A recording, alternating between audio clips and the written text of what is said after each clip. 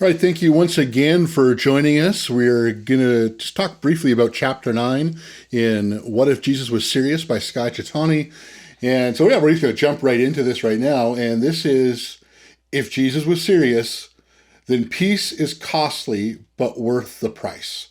And then we're just kind of jumping off of basically the idea of when Jesus said, "Blessed are the peacemakers, for they are called the children of God." Okay, And so yeah, just for a little context around that, in Jesus' yeah, time, as we've talked about before in the previous chapter, there was this, obviously they were occupied by Rome, and they felt they had a right by God to possess their land and be an independent nation. So there was this very sort of uprising in the margins where people were training and doing assassinations and things that were trying to create a movement of what were called zealots, and uh, they were saw themselves as sort of the Jewish resistance, but to Rome they were just terrorists. So I think Jesus is actually challenging the focus of seeking justice through violence here. that's right. And like as we let's be honest, I think the whole justice through violence is really tempting. And yeah, this is really not about retaliation, but reconciliation. Yeah. And I think it's really kind of cool when we think about being called the children of God. It was really saying that those who are walking out in this peacemaker, they're being peacemakers, they're really walking out in a characteristic of God. And so that's why they were, called the children of God, in a sense that they were representing him. And so that's quite the thing for Jesus to say, "Blessed are the peacemakers," in a sense, because they're truly representing God. Mm-hmm. Now, this is You an know, interesting argument to me, because I know when we started off this series, I boldly declared that this was descriptive and not prescriptive, and yet here we seem to have turned the tables a little bit and say that now it's a characteristic of followers of Jesus. And I think the difference, in my mind at least, is that we don't. Jesus isn't saying that we have to become peacemakers in order to get into the kingdom of heaven or participate in the kingdom of heaven. But once we choose to participate in the kingdom of heaven, we will become more like him, which is, in this case, peaceful, the character of God. yeah, and I think when we really look at this too, again, where we can just descriptive, prescriptive sort of thing, is this peacemaker. I think we can have this really big idea of what that looks like. Mm-hmm. And it's sort of like, yes, some will be called on we'll say, a more global scale to walk out that peacemaking idea, and for most of us, it's really going to happen in the ordinary kind of moments of life, with interacting with our friends and families and neighbors and things like that.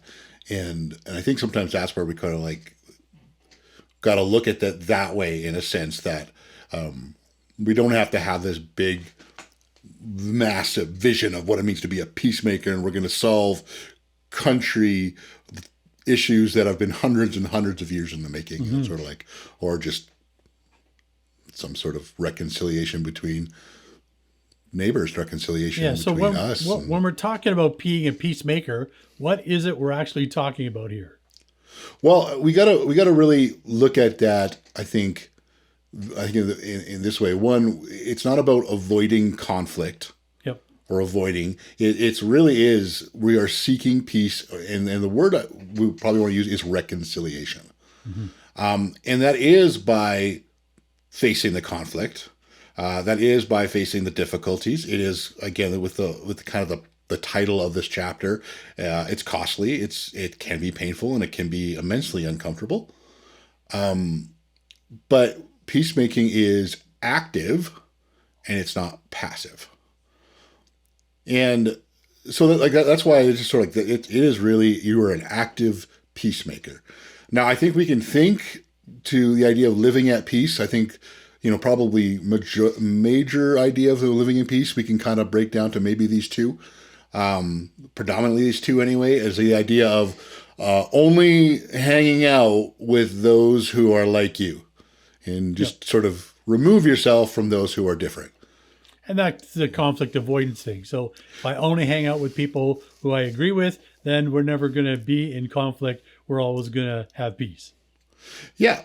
And then I think the second one is just, it would be to change the other group.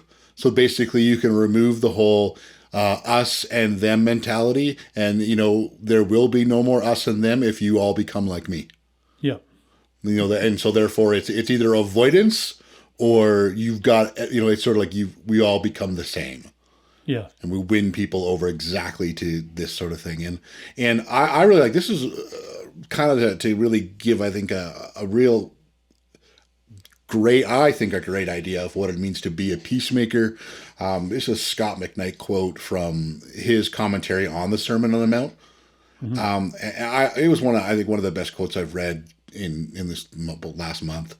This is what it says: "The peacemaker, as the person whom Jesus blesses, seeks to reconcile, not by pretending that there are no differences or by suppressing differences, but by creating love of the other that transcends differences, or that permits the people to join hands in spite of differences."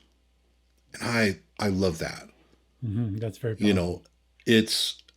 It's saying like there are going to be things that we're going to stand differently on, and it really, I think, picks up a lot about, like if we read Ephesians, especially the last 3 chapters of Ephesians, where Paul is, talking about that. He doesn't necessarily paint a picture of just do this and you'll forever be in peace. There's be no conflict.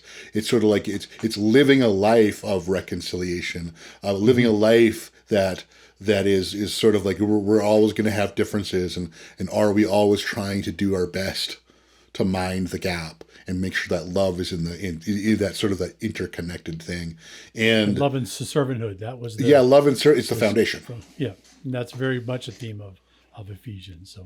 So this reminds me of a previous message series we talked about, where we're talking about our missional communities and sort of the rhythms. And one of the rhythms was listening with a desire to understand. So I think this helps us to live out that sort of doing unto others as you would want them to do to you. You can only know that is if you're listening to them and really figuring out where it is that you can best serve them.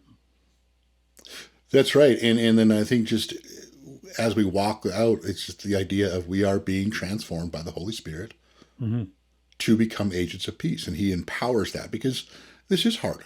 I don't think this is meant to be, this is easy. And like I said, it's not. I think sometimes we can think it's just it's a one-time deal. We solve the problem and forevermore. It's like, no, this is going to be a constant life thing. And so it is going to be hard.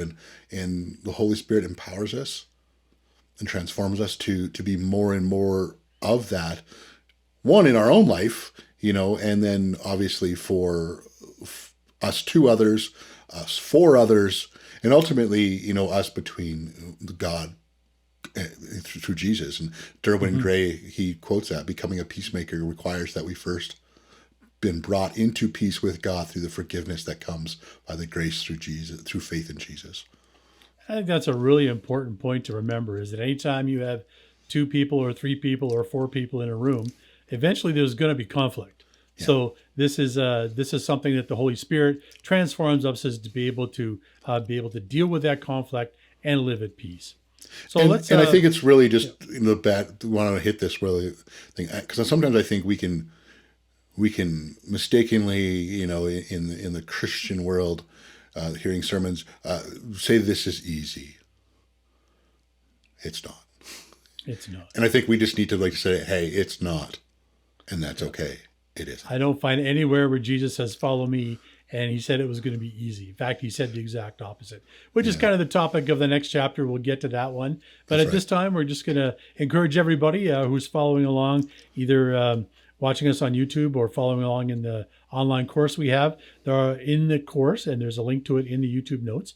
You can see some questions there for reflection. So if you have something that kind of triggered some thoughts, and maybe the questions will help you process some of the information, you can write them down there. And then those questions are also we're asking you to discuss those when you meet together in person with your missional community, or you can maybe take someone out for coffee and talk about them then. So thank you very much for joining us today for Chapter 9 of Skye Jethani's What If Jesus Was Serious?